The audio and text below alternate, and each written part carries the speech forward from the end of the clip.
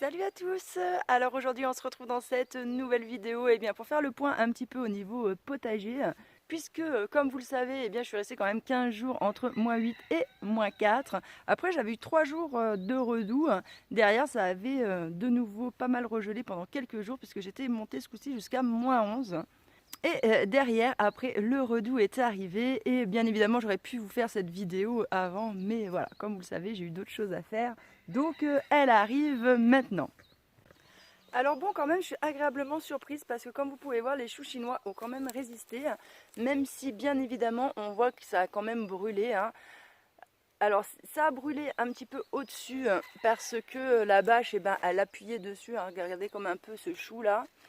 Avec la neige et tout, ça s'affaisse un peu, donc ça a touché. Mais ils sont quand même toujours vivants, même s'ils sont quand même mal au point.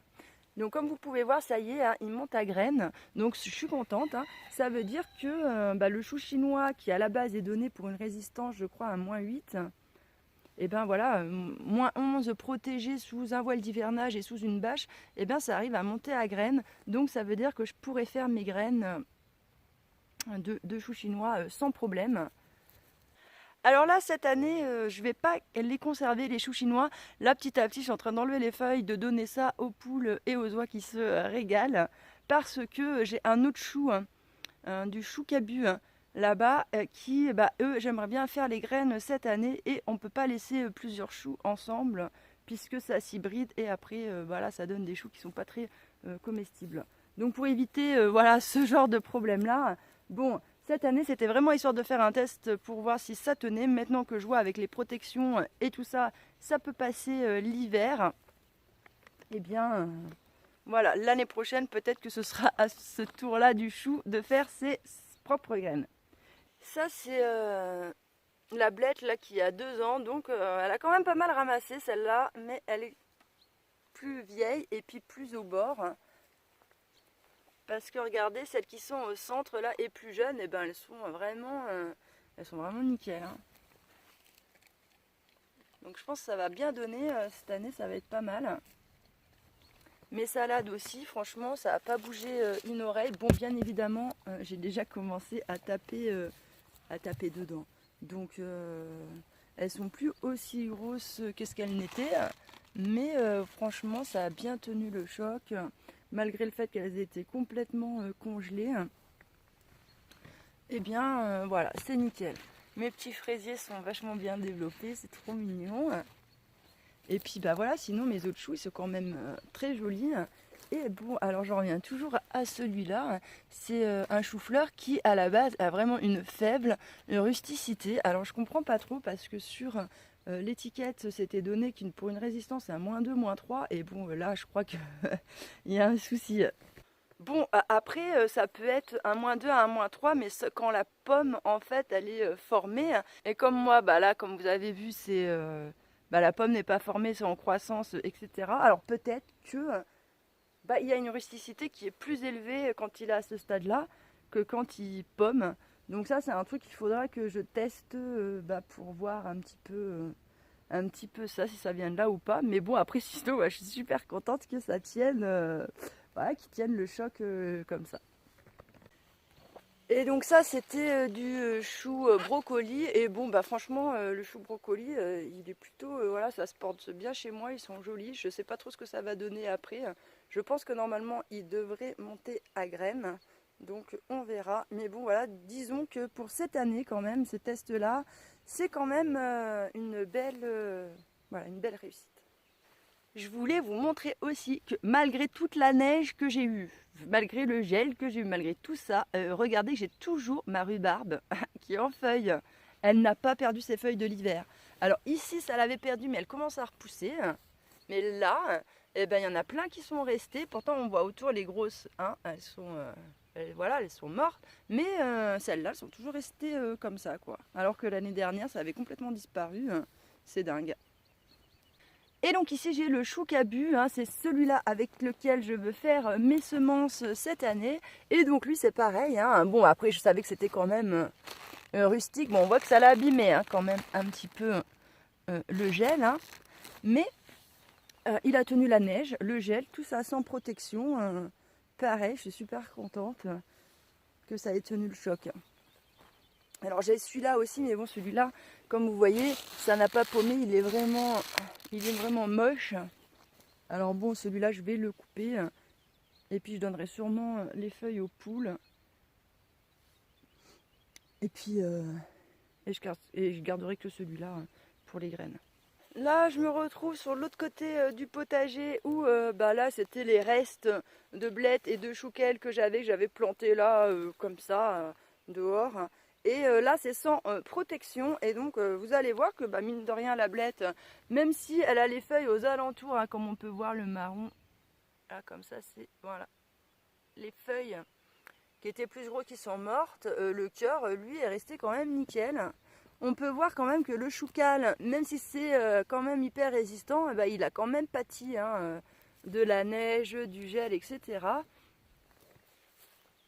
Vous voyez, on voit que ça a été brûlé quand même au-dessus. Et puis, les feuilles. Hein, donc, quand même, on voit bien que les protections, c'est quand même pas négligeable, surtout à mon altitude où on a des conditions quand même qui sont un petit peu extrêmes. Hein.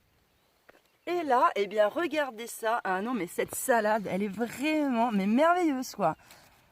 Franchement, je me souviens toujours plus du nom, j'ai toujours pas cherché, je vous en avais déjà parlé l'autre fois, mais quand je retrouverai, promis, je vous le dis cette année, là, quand je vais ressortir mes graines, de toute façon, voilà, quoi, je retrouverai le nom de la variété. Et donc, elle a pareil, elle a pris la neige, après il y a gelé, tout, franchement, elle est toujours là, et regardez, elle a très peu... Voilà, de signes de faiblesse. Franchement, je suis trop contente. Et on voit les feuilles, elles sont encore bien craquantes et tout. Hein. Franchement, une vraie petite douairière, cette salade. Je suis trop contente.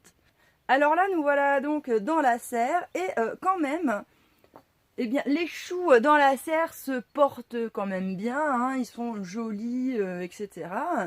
Mais je trouve qu'il n'y a pas vraiment de différence significative entre le fait qu'ils soient restés sous serre et l'extérieur. Alors bien évidemment, là ils sont plus jolis parce que pas abîmés par le poids de la neige ni quoi que ce soit, un peu mieux protégés dans la serre. Mais sinon, il n'y a pas de, je trouve qu'il n'y a pas de grosse différence notable. Et je trouve même que le chou chinois est quand même moins joli sous serre que ce qu'il n'était dehors. Bon, après, il n'y a pas la même pluviométrie non plus, hein, ça doit jouer sûrement. Mais bon, voilà. Ici, si vous vous souvenez, sur cette partie-là, je vous avais dit qu'un jour, j'avais un chou qui avait disparu. J'ai levé toute la paille et en fait, j'avais des galeries de malades de campagnols là-dessous. Donc, j'ai aéré toute la terre.